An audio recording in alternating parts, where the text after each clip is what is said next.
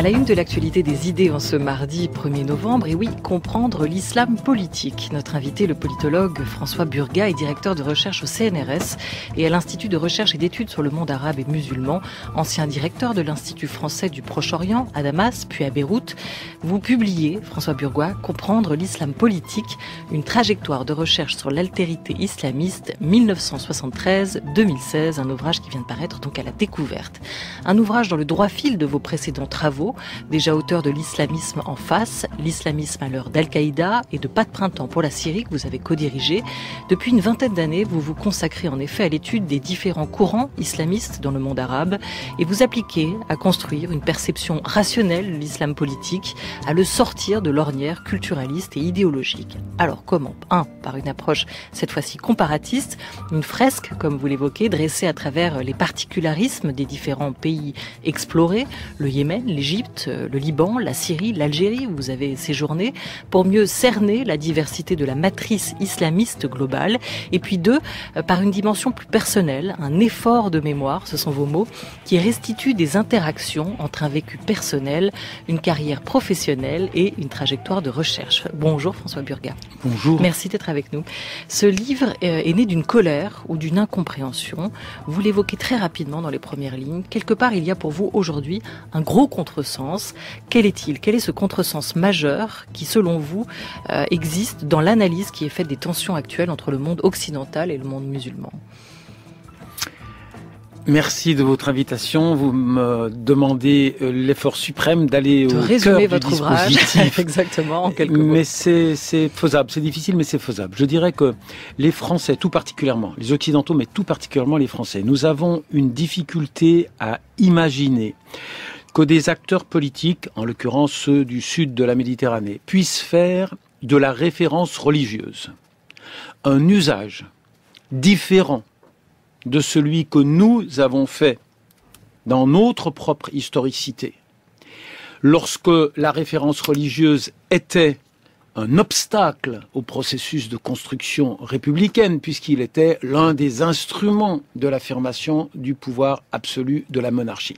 Nous avons des difficultés, et je vais faire un petit détour par le champ des féministes, peut-elle être des nôtres, celle qui ne critique pas sa religion comme nous autres ? Voilà la question à laquelle nous ne parvenons pas à répondre oui. Oui, pour autant que la référence religieuse soit dans l'historicité propre des musulmans, domaine du monde en fin de période de domination par les Occidentaux, ne soit pas une référence identitaire qui joue un rôle tout à fait différent de ce que la référence religieuse jouait dans notre propre histoire. Je crois que là, on est au cœur du malentendu, de notre incapacité à percevoir la légitimité de ces acteurs qu'on discrédite en les appelant islamistes, alors qu'il y a une cohérence pour autant que nous admettions, et c'est ce que je fais dire à Hachim Membe, que notre expérience française n'a pas le monopole de l'universel. Il y a pu y avoir des trajectoires autres vers la construction républicaine. Et que des musulmans aujourd'hui prennent appui sur la fonction identitaire de leur identité religieuse, de leur appartenance religieuse, alors qu'ils sont encore dans un univers qui est dominé par les Occidentaux, c'est quelque chose que nous ne parvenons pas vraiment à comprendre. Et je dirais que c'est ça que j'ai décliné. Et puis, après, la seconde déclinaison, c'est que quand on prend appui sur les ressources symboliques de sa culture musulmane, on peut être gentil, on peut être méchant. Mais je dénie le droit des observateurs de dire on est automatiquement méchant. On est automatiquement conservateur socialement. Je dis non, c'est pas vrai. On peut prendre appui sur son patrimoine culturel propre pour légitimer des réformes sociales qui ressemblent beaucoup à celles que nous avons nous-mêmes fait en rejetant la référence religieuse. Alors toujours en regardant d'ici, c'est-à-dire, si on vous comprend bien, François Burgat, que faire du religieux un usage identitaire n'est pas forcément contraire à la modernité ou à la modernisation des sociétés, ou également ce retour du religieux n'est pas incompatible pour vous avec la démocratisation de ces sociétés ? Vous l'avez dit, je n'ai rien à rajouter. Bon. Il n'y a pas de relation antinomique avec un usage. Après, on verra qu'on peut faire toutes sortes d'usages. Disons tout de suite, l'islamisme, ça va de Rached Ghannouchi, qui a été l'artisan de l'adoption de l'une des constitutions les plus démocratiques et les plus laïques dans la Tunisie, jusqu'à El Baghdadi, qui est l'extrême opposé. Donc il faut savoir ce qu'on met derrière l'usage de la référence religieuse. Mais oui, la grande erreur est de construire l'idée que l'usage de la référence religieuse est antinomique avec les progrès de la démocratisation et de la libéralisation au sens universel du terme. Qu'est-ce que vous, François Burgat, vous mettez derrière ces termes d'islam politique? Ça va de où à où? D'abord, je fais pas de fétichisme à l'égard de ce titre. Je veux dire un secret. J'avais utilisé le terme islamisme. Je l'utilisais 2 fois dans le titre puisque je disais une trajectoire de recherche sur l'altérité islamiste. Donc, on pourrait dire, vous n'avez pas cité le tout premier livre que j'ai fait, qui est maintenant dans la petite bibliothèque Payot, qui s'appelle L'islamisme au Maghreb, : la voie du Sud. Je dirais que c'est ça que je mets dans l'islam politique. C'est le lexique que les sociétés, au sortir d'une période de domination coloniale, remettent en vigueur, remettent en valeur pour refermer la parenthèse coloniale où les catégories symboliques importées ou imposées par la culture du colonisateur s'étaient substituées aux catégories symboliques perçues comme homemade, perçues comme endogènes. C'est pour ça que je dis attention, l'islamisme c'est pas seulement une question de résurgence du sacré. C'est le spectre de mobilisation de l'islamisme est beaucoup plus large. Ce qui fait la fonctionnalité de la référence religieuse, ce n'est pas son caractère sacré, ou ce n'est pas seulement son caractère sacré, c'est son caractère endogène. Quand on parle musulman, on emploie un lexique qui a pour première vertu de signifier la différence, la rupture, ou en tout cas la prise de distance avec l'ambition des occidentaux colonisateurs à avoir le monopole d'expression de l'universalité. Mais quand vous parlez d'islam politique, est-ce que ça va autant des partis qui se sont institutionnalisés jusqu'aux groupes islamistes radicaux? En gros, est-ce que pour vous l'islam politique c'est autant les frères musulmans que les chiites du Hezbollah, que les extrémistes de Daesh ou de l'État islamique? Absolument. Sous des formes diverses. Absolument. Non, c'est une définition englobante. Ce sont tous les gens qui font un usage ostentatoire de leur appartenance religieuse pour exprimer leurs besoins sociaux ou politiques dans l'enceinte nationale ou régionale ou internationale. Alors, comprendre, c'est le titre de cet ouvrage. Comment expliquez-vous dès lors, François Burgat, non pas la naissance, mais la résurgence d'un islam politique, parfois modéré, parfois très fortement radicalisé? Est-ce que nous sommes aujourd'hui dans un temps de l'histoire de ces sociétés, pour vous, qui explique ceci? Est-ce qu'on est au début d'un cycle ou à la fin d'un cycle? Ah oui, bien sûr, on est dans. Alors, il faut l'historicité. On ne peut pas comprendre l'islam politique si on ne le corrèle pas à la phase coloniale. C'est absolument évident que nous sommes dans une séquence historique qui n'est pas décryptable si on n'a pas un siècle d'histoire. J'aime bien citer un auteur libano-américain qui parlait de la réaction de ceux qu'on a appelés, bon, le vocabulaire est parfois complexe, ceux qu'on a appelés les premiers réformistes, Abdou Afrani à la fin du 19e siècle. Le monde musulman a considéré l'Europe d'abord sur un mode admiratif. Et il y a cette phrase célèbre d'Abdou qui voit l'Europe et dit « c'est l'islam sans les musulmans, tout est magnifique ». Et puis on prend conscience que c'est un danger. Et on commence à se dire comment va-t-on pouvoir résister à l'extraordinaire fonctionnalité de cet Occident qui est meilleur que nous dans absolument tout. Et Ourani dit à partir de ce moment-là, plus aucune idéologie politique dans cette région du monde pourra s'abstraire du besoin intrinsèque de ces populations de se positionner par rapport à cet autre envahissant qu'est l'Occident. Nous sommes toujours dans cette séquence. Nous sommes toujours dans cette séquence. Et alors, la séquence que j'ai expliquée dans le premier de mes ouvrages, c'est la remise à distance de l'Occident s'est exprimée successivement sur 3 terrains, les indépendances, Et on n'a pas aimé les indépendances, hein, vous vous souvenez, ça nous a quand même traumatisés. Mais le pire était à venir. On a eu les nationalisations. Rends-moi la clé du canal de Suez, redonne-moi le contrôle des champs pétroliers. Et nous avons, encore une fois, pété un câble. Nous avons associé Nasser à Hitler. Le pire était à venir. Les dominés d'hier se sont mis, pour s'exprimer, à employer un lexique qui n'était plus celui dont nous pensions confortablement qu'il avait le monopole d'expression de l'universel. Ils ont plus voulu dire démocratie, ils ont dit choura. Hein. Et ça, voilà, ça c'est la matrice analytique de tout mon dispositif. Question de Bruno Cadenne. Tout à l'heure, vous rappeliez que Ennahdha avait participé à l'écriture de la constitution démocratique actuelle de la Tunisie. Mais à l'époque du printemps arabe en Tunisie, Ennahdha se présentait, ou en tout cas c'était dans de nombreux médias, on disait le modèle c'est l'AKP, c'est la Turquie, et il y a une possibilité de voir se développer un islamisme démocratique comme il y a eu en Europe et en particulier en Allemagne, les chrétiens démocrates, ils pourraient avoir des islamiques démocratiques, etc. Mais quand vous voyez plusieurs années après ce qu'est devenu l'AKP, et puis finalement en Tunisie, les résultats électoraux post-révolution n'ont pas été extraordinaires pour Ennahdha. Il a fallu qu'il partage le pouvoir. Enfin, ça n'a pas été si simple que ça, l'élection suivante. Comment vous revoyez a posteriori cela? 2 leçons. Moi, ce que j'ai essayé d'expliquer, c'est pourquoi le lexique musulman a une capacité de mobilisation supérieure à celui hérité de la période du nationalisme laïque. Et ça, cette démonstration, elle est faite partout. Mais j'ai jamais dit que quand on emploie le lexique musulman, on est tout gentil ou tout méchant.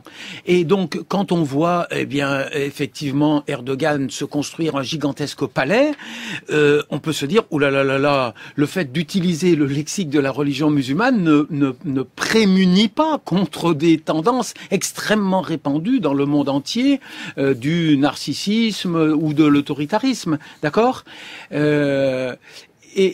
Et j'emploie une expression, je dis, quand les islamistes, ayant capitalisé la demande identitaire de restaurer l'hégémonie des catégories de la culture perçue comme endogène, arrivent au pouvoir, eh bien c'est politics as usual.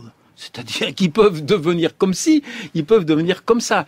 Alors après, sur la trajectoire d'Ennahdha, je pense que les processus électoraux en Égypte et en Tunisie nous ont appris une chose. Le pouvoir n'est pas à prendre par les urnes. D'accord ? Une majorité électorale ne vous donne pas les moyens de contrôler un appareil d'État construit sur 40 années de solidarité autoritaire. Donc, les Égyptiens, les frères musulmans égyptiens ne l'ont pas compris. Ils n'ont pas compris que quand ils ouvraient le tiroir de leur bureau de président, il n'y avait pas les instruments de contrôle, ni militaires, ni financiers, ni judiciaires, ni médiatiques.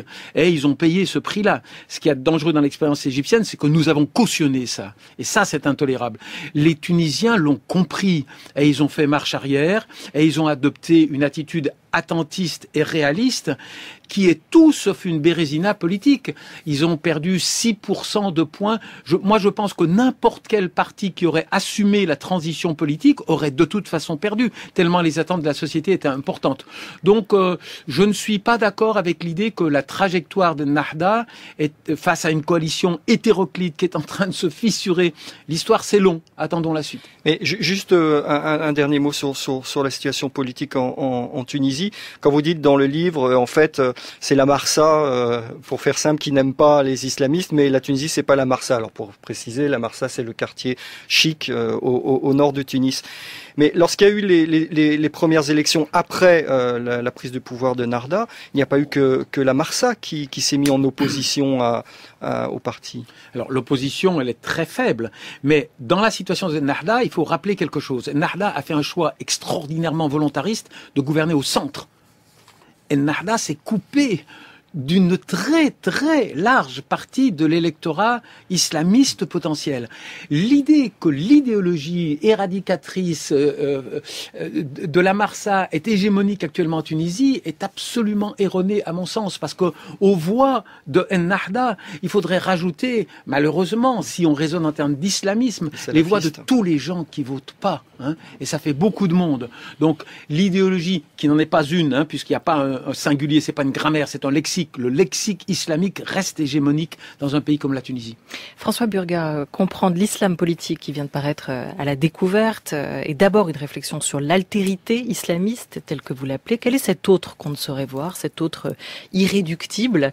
C'est une réflexion que vous avez entamée en Algérie dans les années 70, poursuivie en Libye, en Égypte, au Yémen et enfin en Syrie. Ces différentes destinations vous ont fait percevoir un monde musulman qui est bien sûr loin d'être homogène. Est-ce que vous arrivez à nous dire en gros quelles sont les différences principales dans cette altérité, dans cette perception que vous en avez développée? Non, si vous voulez faire une palette de la diversité du monde arabe et musulman, oui, il y a des variables extrêmement précises. Quelles ont été les modalités d'entrée en contact avec les Occidentaux, hein? Alors, à un extrême, nous avons l'Algérie, qui est l'archétype de la violence coloniale, parce qu'il y a la durée, il y a la violence extrême de la guerre de conquête, il y a la durée de la présence, il y a l'ambition d'assimilation culturelle du colonisateur. Après, vous avez des nuances. Les protectorats voisins laissent subsister sur le plan imaginaire, et c'est relativement important, même si on lui a couper les dents, pour employer une expression qui a des résonances politiques françaises intérieures récentes, même si on leur a coupé les dents, les autorités, le sultan et le bey permettent une identification à des autorités locales. Et puis la présence est moins longue, et puis il n'y a pas d'appropriation culturelle aussi forte. Et puis après, vous avez des terroirs comme le Yémen, où il n'y a pas eu de présence coloniale directe après le départ des Ottomans en 1911 et en 1918. Donc ça, c'est une première catégorie. La deuxième, c'est qui étaient les régimes? Est-ce que le régime, c'était une monarchie comme les Saouds ou au Maroc? Est-ce qu'ils gouvernaient au nom de Dieu? Ou est-ce que, comme Bourguiba, il buvait un verre de jus d'orange en plein milieu du mois de Ramadan? Ou est-ce que, comme Boumedienne, il disait le Coran ne suffit pas à nourrir le ventre des affamés? Et nous avons donc là une nouvelle variable. Et puis après, nous avons les politiques occidentales dans cette région, la nature encore des relations qui ont été menées avec les régimes. Nous aimons bien les dictateurs, pourvu que ce soit des dictateurs soumis. Nous aimons pas les dictateurs rebelles. Donc, il y a cette variable avec Kadhafi. Kadhafi était un dictateur, mais c'était un dictateur rebelle.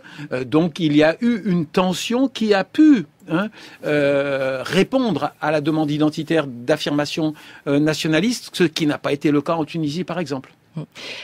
S'interroger sur l'autre, c'est effectivement s'interroger sur le regard que nous posons sur l'autre. Et comme vous l'écrivez, pour soulager nos angoisses domestiques, préférant chercher loin de nous l'origine des turbulences auxquelles nous sommes pourtant étroitement associés, nous focalisons notre attention sur l'islam de l'autre et rêvons de le modeler à notre image. De là est née une récurrente tentation, remodeler à notre profit les références de cet autre que nous avons érigé en adversaire idéologique, en empêcheur de moderniser en rond.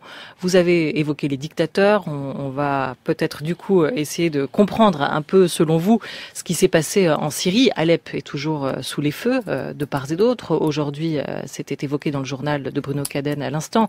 Moscou a estimé que la reprise du processus de paix n'est plus d'actualité. La faute aux puissances occidentales qui ne parviennent pas à faire cesser les violences commises par les extrémistes islamistes syriens, nous dit le ministre de la Défense russe. Vous avez signé, François Burga, une tribune dans Libération il y a quelques jours, le 27 octobre dernier. Arrêtons la main de Poutine à Alep. C'était le titre de cette tribune. Qu'est-ce qui se joue actuellement en Syrie, François Burga? Sommes-nous dans un laisser-faire? Oui, se joue l'écrasement militaire de la totalité de ce mouvement qui nous avait séduit, qui est la protestation, la racine du conflit syrien. C'est une protestation transsociale, transconfessionnelle contre un régime extrêmement autoritaire qui était arrivé à ses fins. C'est ce que vous écrivez, à la Syrie, dont vous dites qu'à l'origine de la crise est assez simple. La révolte d'une population contre un dictateur, ça s'est complexifié avec l'internationalisation de la crise et avec notre incapacité à considérer comme légitime, notamment les forces islamistes, à contribuer à l'échec du printemps syrien et à accentuer cette crise. Vous avez tout dit, là, il me reste plus rien à dire. Continue. Non, la crise s'est complexifiée du fait de la diversification des agendas de ceux qui se sont approcher du gâteau syrien. Quand il y a une crise, eh bien, les acteurs internationaux en font une lecture dont ils espèrent qu'elle va leur apporter des dividendes. Si on devait qualifier la diversité de ces agendas, il faut surtout dire que l'internationalisation a été dissymétrique.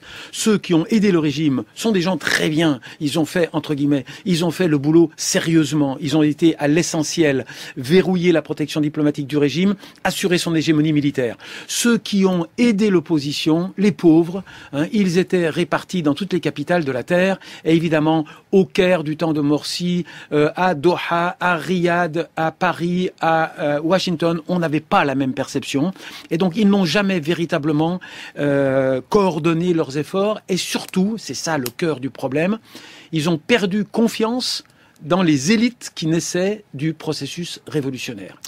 Juste une petite image qui me paraît extrêmement importante. Le drame de la révolution populaire syrienne au sens le plus légitime du terme, c'est qu'elle a accouché de deux révolutions parasites. La première, c'est la révolution des Kurdes, on pourra en parler. La deuxième, c'est la révolution des radicaux djihadistes, qui avaient des temporalités et des finalités et des modes d'action différents de la grande révolution syrienne. Eh bien, le problème, c'est que ceux qui défendaient la révolution contre le régime se sont focalisés sur ces deux révolutions parasites. Les Turcs ne regardent plus la crise syrienne que par le prisme kurde. Et les Occidentaux ne regardent plus la crise syrienne que par le prisme du djihadisme. Et ils font une lecture extrêmement égoïste de la gestion de leurs intérêts. Ils veulent prévenir, mais de façon très maladroite et contre-productive, mais ils veulent prévenir les occurrences de terrorisme sur leur territoire. Et au nom de ces intérêts extrêmement égoïstes, ils ont abandonné complètement la masse de la population, l'écrasante majorité de la population qui, elle, souffre des actions du régime et de ceux qui lui permettent d'exister, c'est-à-dire l'Iran et la Russie. Mais vous le dites, l'opposition quand même a muté quelque part durant toutes ces années en différents groupes. Il fallait soutenir quoi, les groupes radicaux simplement parce qu'ils s'opposaient au régime de Bachar el-Assad, quitte à ce que le remède après soit pire que le mal? Non, c'est pas simple. Je dis pas que c'est simple. C'est très ambitieux de ma part de parler en noir et blanc. Mais je dirais qu'il y a quand même une frontière qu'on n'a pas construite. Il y a des groupes qui avaient un agenda anti-occidental explicite. Et il y a des groupes qui n'avaient pas d'agenda anti-occidental. Notre frontière aurait dû être celle-là. Or moi, je puis vous assurer sur le terrain, j'ai vu des situations en côtoyant les groupes armés en Jordanie où un représentant d'un groupe armé me disait on n'a plus qu'à changer de nom parce qu'on s'appelle Ahl Sunna. Et moi, en ironisant, je dis Ahl Sunna en français, ça veut dire le bon chrétien, quoi. Bon, ça veut dire le brave mec, celui qui a une bonne foi. Eh bien, nos services n'avaient pas la boîte à outils qui leur permettait de faire la différence entre des groupes qui avaient un agenda anti-occidental auquel on était légitime à s'opposer et des groupes qui étaient inscrits dans le tissu de la culture dont je vous ai parlé, de celle où la référence religieuse est en empathie totale avec la population et réciproquement. Et donc, nous n'avons pas su faire la différence entre les groupes qui avaient un agenda anti-occidental et les autres. Nous nous sommes substitués aux Syriennes et aux Syriens qui, au mois d'août dernier, ont dit « Nous allons faire une alliance de 22 groupes armés sur le terroir d'Alep. Cette alliance va englober l'ex-front El-Nusra. » Nous, on a dit « Non. Nous, on sait mieux que vous. » Et eux, ils nous ont dit « Mais attendez, les amis, c'est eux qui nous défendaient. C'est eux qui ont permis qu'on soit alimentés. » Et nous, on leur a dit « Non. » Enfin, les Américains, en tout cas, sont restés sur une ligne qui est extrêmement idéologique. Les Américains ont fait exactement la même erreur que quand ils ont dit « Tout ce qui est bassiste, on va le détruire. » Non, c'était plus compliqué que ça. Et c'est eux qui ont enclenché la mécanique de radicalisation de tous les héritiers du président Saddam Hussein. Ils refont la même erreur en n'ayant pas la boîte à outils qui permettent de comprendre, pardonner du peu, l'altérité islamiste. Bruno Cadenne. Mais d'une certaine manière, pour la Russie, c'était beaucoup plus simple. Par pur manque de scrupules, absence de scrupules et cynisme, pour Vladimir Poutine, c'était beaucoup plus simple. Il n'allait pas s'embêter sur les méthodes. Et en plus, il a une phobie, une peur panique du remplacement d'un chef d'État par la foule, ce qui explique l'Ukraine, ce qui explique plein de choses. Donc c'est un petit peu difficile de mettre sur le même plan un régime autoritaire comme la Russie qui finalement n'avait aucun scrupule avec des démocraties qui sont par essence différentes. Qui n'en ont peut-être vous pas dites toujours. est irréprochable. La cohérence de l'attitude russe est évidemment plus facile à cerner, mais il n'en reste pas moins que le résultat à moyen terme est absolument dramatique, parce que si on revient à Mossoul, c'est pas l'écrasement militaire de l'un des camps, alors qu'il n'y a pas d'alternative politique crédible qui restaure ce qui restaure la stabilité d'une région, c'est pas les bombes, c'est les institutions politiques crédibles permettant à une société complexe de vivre en harmonie. Et donc l'écrasement militaire de Daesh, et a fortiori l'écrasement militaire de toute l'opposition sunnite, nous prépare des lendemains où des bouffées de terrorisme persisteront sur place et bien sûr s'exporteront dans l'environnement régional et international. Comme Pierre-Jean Louisard, vous dites, François Burga, qu'on est tombé dans le piège de Daesh ? Oui, absolument. En intervenant notamment militairement. Oui, absolument. J'ai signé récemment un article dont le titre était « Les Occidentaux ont eu à l'égard de Daesh une attitude à peu près aussi responsable et intelligente que le taureau devant la muleta ». Oui. C'était dans Le Monde. En effet. François Burga est l'invité de la deuxième partie de la Grande Table jusqu'à 13h30.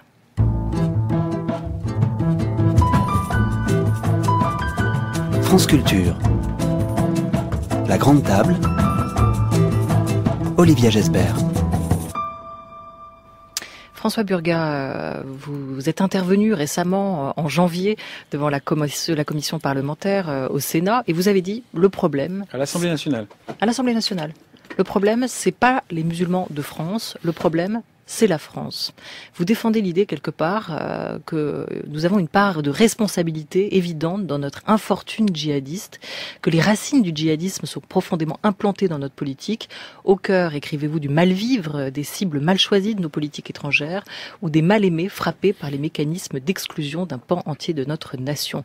Alors ça, c'est la grande question qui nous préoccupe évidemment aujourd'hui en France dans ce rapport avec l'autre. C'est comment expliquer le djihadisme et à la question quelle causalité. Il y a des points de vue très différents qui s'expriment depuis quelques mois, depuis les attentats qui ont frappé la France en 2015, des clivages qui refont jour au sein de la communauté des chercheurs spécialistes de l'islam et du monde arabe.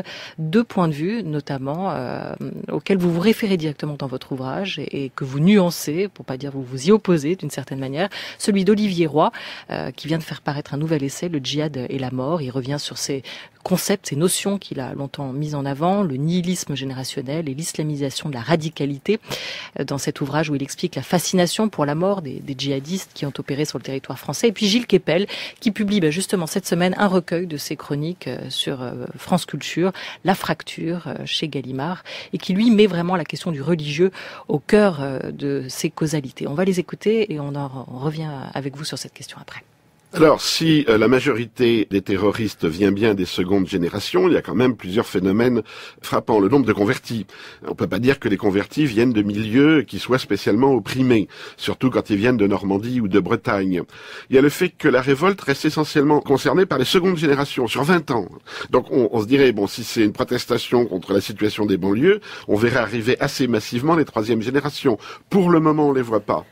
Et puis ensuite, eux ne formulent pas ça comme une réponse à leur situation concrète. Ils se réclament toujours d'autres causes. L'islam mondialisé, ils vont parler de la Tchétchénie, de la Palestine, des Ouïghours, etc. Aucun d'entre eux ne se réfère à son père, c'est-à-dire au pays et à l'histoire de son père. Les Algériens ne parlent pas des parachutistes d'Alger. Quand ils passent au terrorisme, ils vont vous parler des croisés. Les Bangladeshis qui ont assassiné des Italiens il y a quelques semaines, c'est pareil. Ils ont dit qu'ils ont assassiné des croisés. Ils sont jamais insérés dans des combats réels. À partir du moment où ces attentats sont faits au nom d'une conception probablement dévoyée d'une religion, on les a entendus, le Conseil des imams de France, de Daoumesquine, le CFCM ont condamné les choses certainement, mais je pense que ce phénomène ne pourra être éradiqué qu'à partir du moment où ces bases sociales seront éradiquées. Ce n'est pas simplement la dimension policière est bien sûr importante, elle est fondamentale, mais elle montre ses limites même face à un événement comme celui qu'on a évoqué en détail tout à l'heure. Et donc là, il y a un changement de niveau à mettre en œuvre. Je ne suis malheureusement pas sûr que nos dirigeants en aient pris véritablement la conscience. C'est un enjeu qui menace, c'est une guerre de civilisation qui menace notre société dans l'ensemble de ses composantes. Et ce n'est que si elle est mobilisée elle-même, si elle comprend la nécessité et les modalités de ce combat, qu'on pourra gagner ce défi. Il est clair que ce n'est pas simplement les institutions de l'État qui sont mises en cause, c'est chacun d'entre nous. François Burgat, il y a donc ce clivage aujourd'hui. On entendait d'abord Olivier Roy, ensuite Gilles Kepel, qui s'exprime au sein de la communauté des chercheurs, mais il n'est pas toujours compréhensible pour le commun des mortels et des auditeurs et des animatrices. Peut-être, est-ce que pouvez-vous nous expliquer en quoi, pour vous, les motivations politiques sont centrales et pas assez prises en compte par vos confrères? Alors, d'abord, une parole consensuelle, prudente et modeste. Une problématique aussi complexe que celle qu'on aborde, on ne peut pas l'écrire en noir et blanc. Donc il ne s'agit pas pour moi d'invalider la totalité de ce qu'on vient d'entendre. Il y a une phrase de Gilles Kepel quand il dit « La réponse policière ne pourrait jamais suffire, c'est bien la matrice sociale que je peux très facilement m'approprier. Je peux m'approprier des pans entiers de la contre-proposition d'Olivier Roy, surtout lorsqu'il s'en prend au centralisme de la thèse de Gilles Kepel. Je vais prendre un registre métaphorique. Pour nous expliquer la violence à laquelle nous sommes confrontés dans notre société, il y a une vieille explication, c'est celle du sens commun, solidement portée par une partie du spectre académique, je vous laisse mettre des noms, qui est « ce sont des fous de Dieu ». Fou de Dieu, merci pour elle se porte très bien cette théorie. Et puis nous en avons une autre, c'est des fous tout court. C'est des fous tout court, nous avons des explications psychologisantes qui ne sont pas complètement dégagées de la matrice de l'approche religieuse, puisque nous avons eu une production récente qui évoque le sur-musulman. Alors c'est une propension des adeptes de la religion musulmane à avoir des dérives qui relèvent de la psychiatrie plus que de la politique. Et puis nous avons, avec effectivement la thèse de l'islamisation de la radicalité, une sorte de fou social, un nihiliste, un pied nickelé, qui présente un double avantage. D'abord, il permet de parfaire la critique du monopole accordé à la variable religieuse, et en ce sens, j'y souscris. Et il a l'avantage de dire ces nihilistes pieds nickelés n'ont rien à voir avec la communauté des musulmans qui d'ailleurs n'existe pas, dont ils sont issus. Et donc tous les gens qui se disent « Ah, c'est sympa quand même d'avoir une explication qui permet de penser l'exonération de responsabilité des musulmans », celle-là, elle est sympa. On coupe ces acteurs de leurs racines musulmanes, on dit « Ils n'ont rien à voir ». Malheureusement, le coût de cette thèse-là est extrêmement élevée. Et là, malgré mes prudences circonstancielles qui disent « je prends un petit peu », non, je dresse une ligne rouge. C'est lorsque, effectivement, Olivier nous dit « la souffrance de ces gens-là n'a rien à voir avec les souffrances subies par leur communauté musulmane d'appartenance, et je vous le prouve, la colonisation, ils n'ont pas connu. Les bombes que nous déversons en Syrie, ils savent même pas où est la Syrie. Leurs bombes n'ont absolument rien à voir avec les nôtres. Ce ne sont pas les victimes qui se rebellent. Mais je suis désolé, factuellement c'est faux. Ahmedi Koulibaly a tenu dans ses bras un de ses copains mourant à la suite d'une bavure policière. Ahmedi Koulibaly a tous les défauts de la terre, sauf d'être capable de s'exprimer sur les problèmes du monde musulman contemporain. Donc c'est quand même extrêmement fragile de vouloir créer un individu. Attention, on le compare avec Columbine au Colorado. Il n'y a rien qui peut s'expliquer par son appartenance à cette partie du tissu national français qui est stigmatisée depuis la période coloniale. Et ça, pour moi, c'est inacceptable. Et ce qui est essentiel pour vous, c'est de comprendre que la seule référence religieuse ne suffit pas à expliquer les motivations des acteurs. Oui, bien sûr, ça j'ai balayé du djihad d'un ou de revers de politique, plume. et mais on là, en je suis revient pas seul.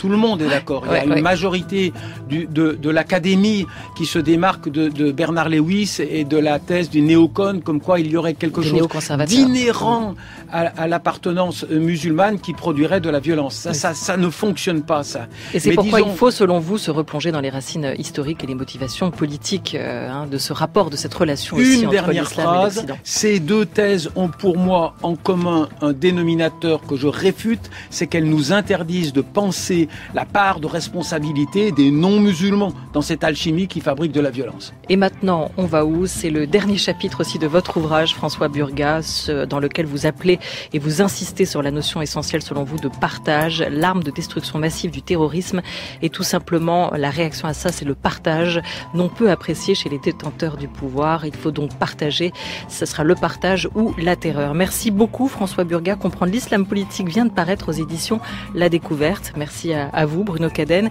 et à toute l'équipe de La Grande Table.